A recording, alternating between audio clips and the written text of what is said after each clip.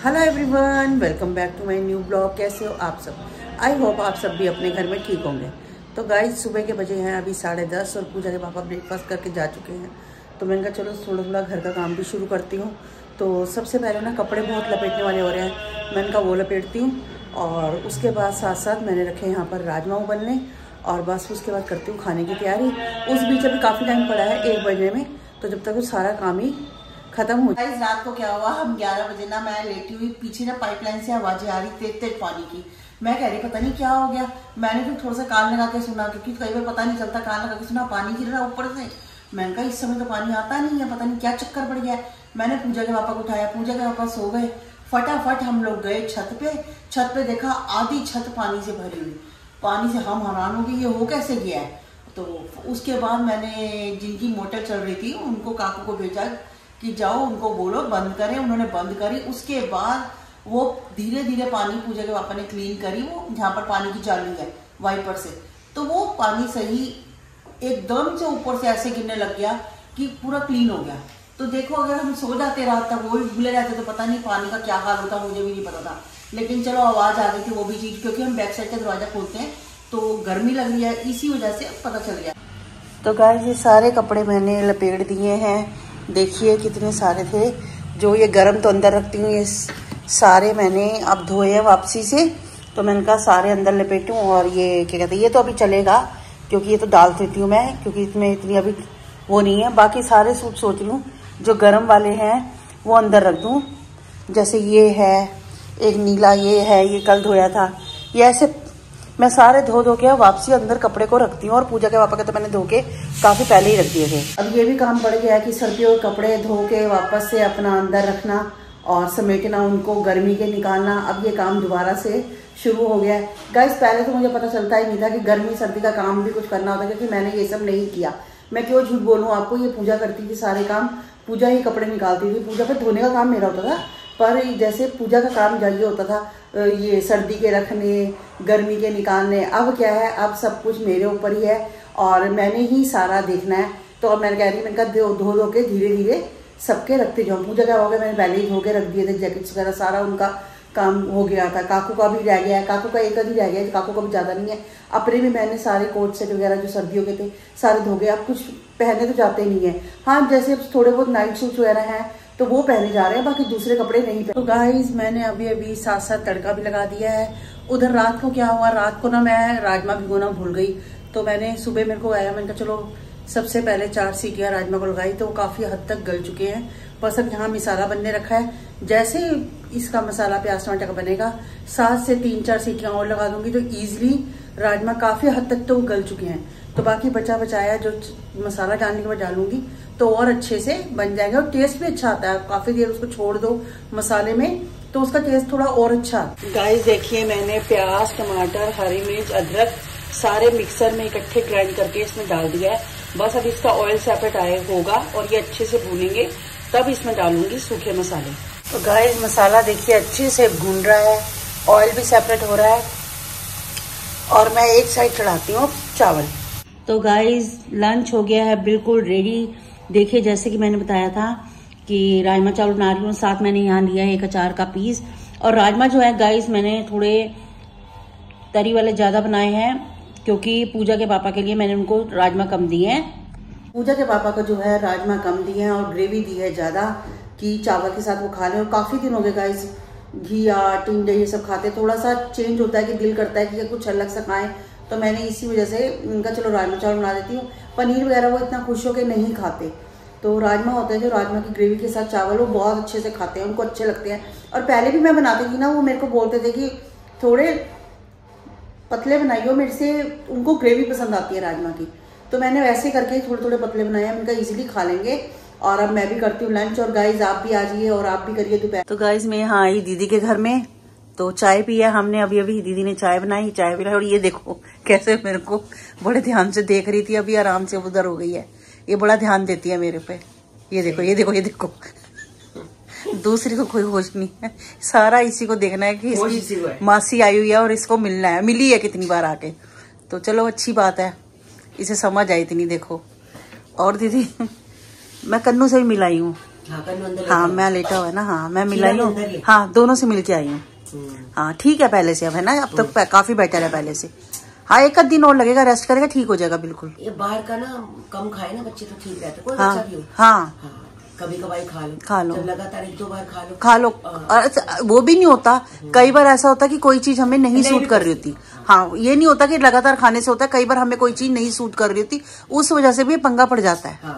हाँ कि हमेशा ये नहीं होता, सभी खा रहे होते हैं, हम भी खाते हैं। वही कहता माँ की दाल किसी को शादी किसी को बादी। हाँ अभी मैं कभी दुकान पे इनके पास गई थी ना, तो मैं भी खा कर आई हूँ। बर्गर लिया था, टिक्की ली थी। अब कई बार किसी को ये भी सूट नहीं कर पाती, अचानक वो हो जाता है, पर खाते तो सारे ही हैं देखो। हाँ कौन नहीं खाता, थोड़ा बहुत तो खाते हैं। कल मैं तिलक नगर गई। हाँ कल मैं तिलक नगर गई थी, मैं लड्डू खाए। अच्छा बात कर लो दी। हाँ उधर बैठ जाओ पापा पास। हाँ ये देखो ये देखो क्या खाया, लड्डू। अच्छा अच्छा लड्डू आज का। हाँ तो सभी खा रहे हैं। हाँ वो तो खाते हैं, वो तो सारे। राम लड्डू तो सबको बहुत पसंद है, राम लड्डू तो बहुत पसंद है। दीदी मैं भी सोच रही हूँ राम लड्डू की रेसिपी बनाऊंगी। बनाती हूँ, इजी है, मेरे को पता है। राम लड्डू घर में बनाती हूँ मैं, इनको बड़े पसंद है, बाहर से लेती हूँ मैं हमेशा। पालक और मूली के पत्ते, मुझे पता है, मूली के पत्तों से और पालक से बनती है। और हरा धनिया। हाँ और हरी मिर्च, गरारी बनती है तभी। हाँ पूरा मैंने बनाऊंगी, मैं कहा चलो ट्राई करती हूँ एक बार मैं भी। हाँ बस चलो आराम से बैठो, इसीलिए मुझे शाम से बुला रहे थे, आजा आजा आजा। हैं और क्या, मैं आलस कर रही थी घर से निकलने में। क्यों? वैसे ही बस थोड़ा सा कर रही थी। आलस क्यों आ रही? वैसे घर ही बैठी रही। फिर मैंने कहा चलो आपका फोन आया, मैं कहा निकलती हूँ थोड़ा। चलो बढ़िया आ गया हैं, सही है। हाँ तो लाए हैं गाइस, ये देखिए क्या करा है।